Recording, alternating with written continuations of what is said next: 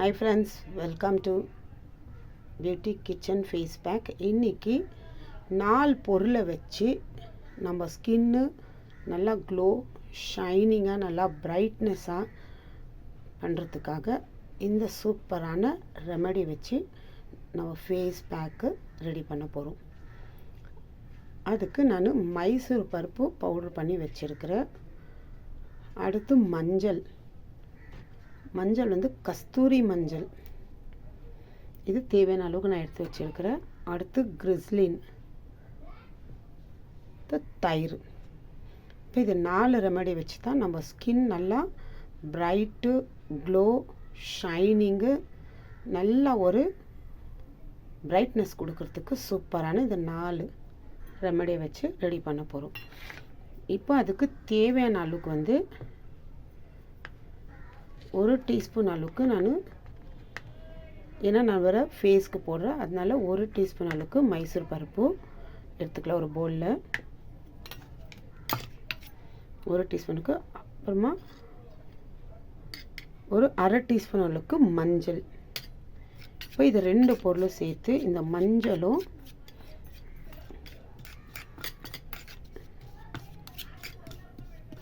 இந்த மைசூர் பருப்பு நல்லா மிக்ஸ் பண்ணிக்கணும்.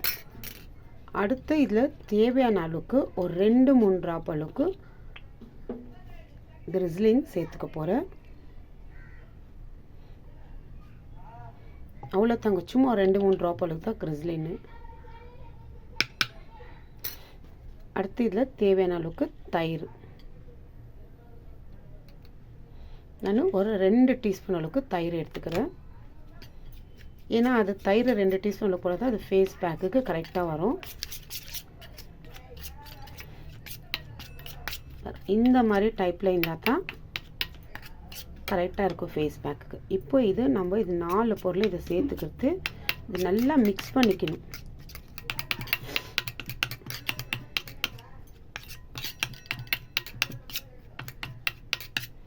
ஏன்னா பேக் வந்து நம்ம போடும்போது அந்த முகத்தில் இந்த மாதிரி நல்லா கிளியராக அது நம்ம முகத்தில் ஒட்டணும். பாருங்க எந்த அளவுக்கு ஒரு கொரப்பு இல்லை, அரைச்சிந்து அந்த கொருன்னு இருக்கும் இல்லைங்களா, அதுவும் இல்லை, நல்லா நைஸாக இருக்குது. ஏன்னா அந்த அளவுக்கு நான் பவுடர் பண்ணி வச்சுருக்கேன். ஏன்னா இதில் சடனில் ஃபேஸ் க்ரீம் ஆயிடுச்சுன்னா எனக்கு ஃபேஸ் க்ரீம் பண்ணுறதுக்கு கூட இந்த மாதிரி தான் நான் எடுத்து வச்சுக்குவேன். இங்கே பாருங்க,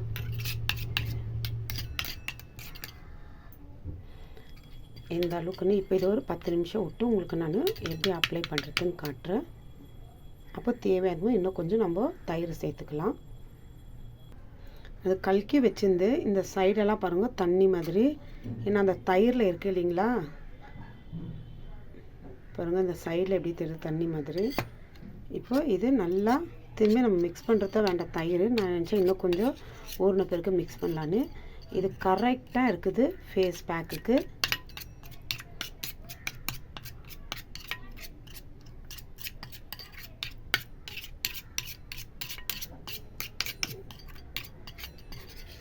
பாருங்கள் எந்த அளவுக்கு இது தான் கரெக்டான இது ஃபேஸ் பேக்கு. இப்போ இந்த மாதிரி ரெடி பண்ணி வச்சுட்டு நீங்கள் ட்ரை பண்ணி பாருங்கள், உங்கள் ஸ்கின் எவ்வளோ ஒரு இதுவாக இருக்குதுன்னு சொல்லிட்டு. நான் சொன்ன மாதிரியே பிரைட்னஸ்ஸு, க்ளோ, ஷைனிங்கு எல்லாம் கொடுக்கும். இப்போ இந்த அளவுக்கு ரெடி பண்ண பிறகு நான் கைக்கு அப்ளை பண்ணி காட்டுற பாருங்க.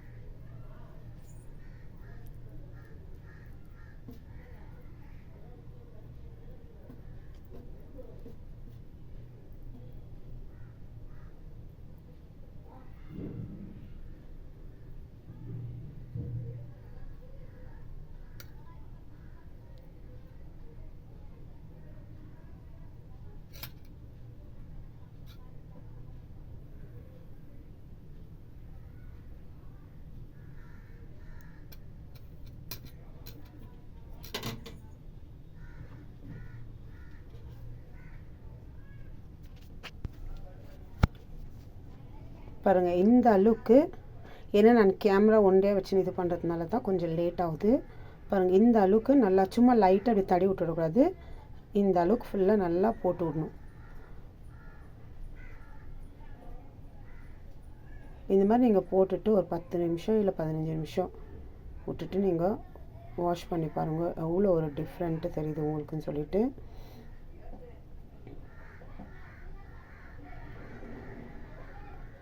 பாருங்கள், இந்த அளவுக்கு அப்ளை பண்ணணும்.